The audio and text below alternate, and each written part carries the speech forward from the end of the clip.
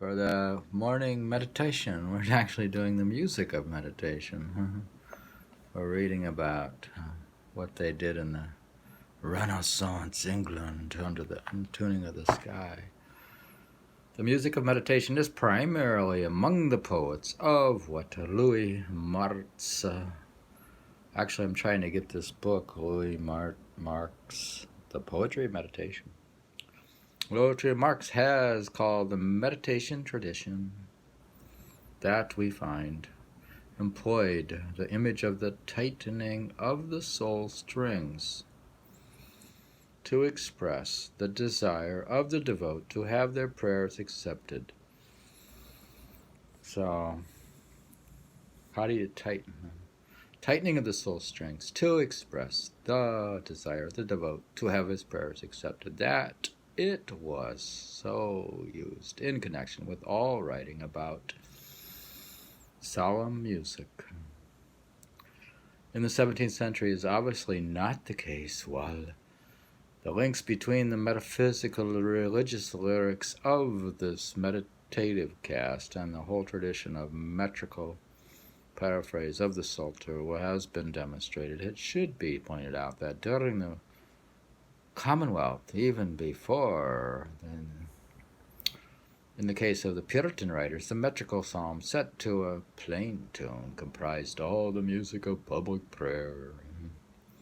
The public, broadly articulate character of general prayer is expressed in the full-blown polyphonic imagery of George Wither's frequently quoted verses from his pamphlet Preparation to the Psalter. Poem quote: From the earth's vast hollow womb, the music's deep bass shall come, seas and floods from shore to shore shall the countertenor roar. To this consort when we sing, whistling winds their descant bring, which may bear the sound above, where the orb of fire doth move, and so climb from sphere to sphere, till our song the Almighty hear. Do you think he'll hear it? Here the whole world is seen at worship, and the metaphor of vocal polyphony of a universal vocal consort is a very different kind than can be seen in a later poem by Wither himself. But although this represents the writing produced at the brink of the author's espousal of the Puritan cause, it has definite affinities with the tradition of personal devotion of the spiritual melody of St. John Chrysostom. But Wither also treats this inner music more directly for the musician.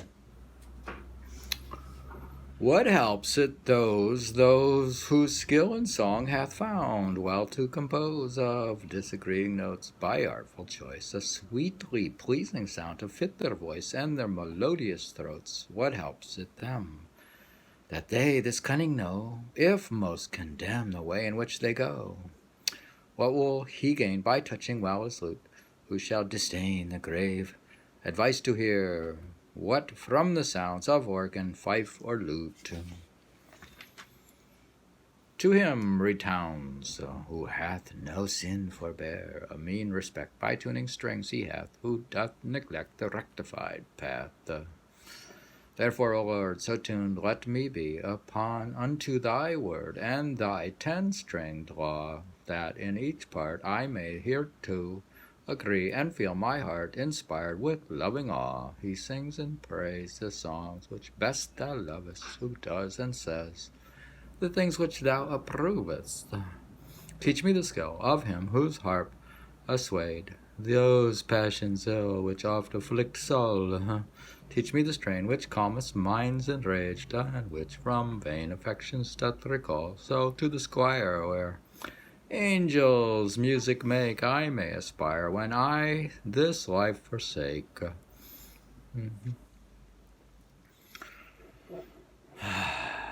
What do you think? I'm not so impressed with Christians. Not with this. Here the well-tuned self is arrived at via the musician's instrument, and some rather conventional material is employed. The disagreeing notes, for example, are merely the old truism about harmony that we know best in the canonical remark of the pre-Socratic Philologus of Tarentum. Harmony is a unity of many mixed elements and an agreement between disagreeing elements. Similarly, the pun, in a mean respect, engages the strictly musical sense of mean as middle polyphonic part. It was so punned upon early in the 16th century. The third stanza, which also brings in the dialogue as that to which the individual must be attuned, contains the personal instrument figure, and the fourth one moves on to the consideration of David's skill as harper. And implicitly as psalmist, where the harp is not employed, as in the preceding conceit. Wither's poem has a rather didactic tone throughout and only moves towards meditation. In the last two strophes, the peculiar meter resulting from splitting the pentameter line and interlocking with rhymes, the parts thereof suggest the kind of rhythmic variation that is to be found among the many different schemes used by writers of the 17th century metrical versions of the Psalms, Wither himself, of course, included. Wither's verses seem to belong half to the meditative tradition and half to the tradition of low Protestant didacticism. That is quite separate from it.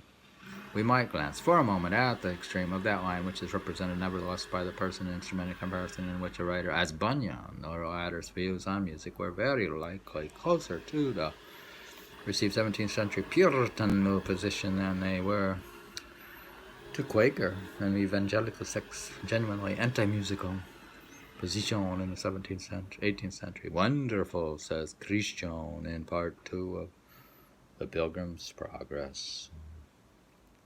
About the welcoming music in the porterhouse.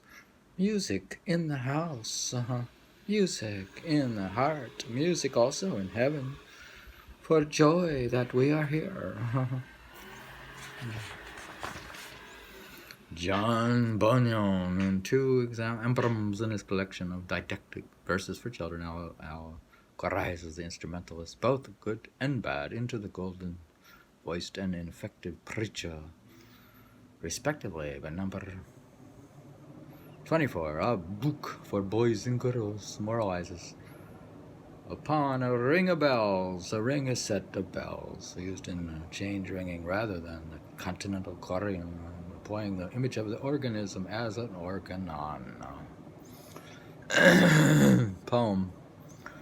This may be John Bunyan here.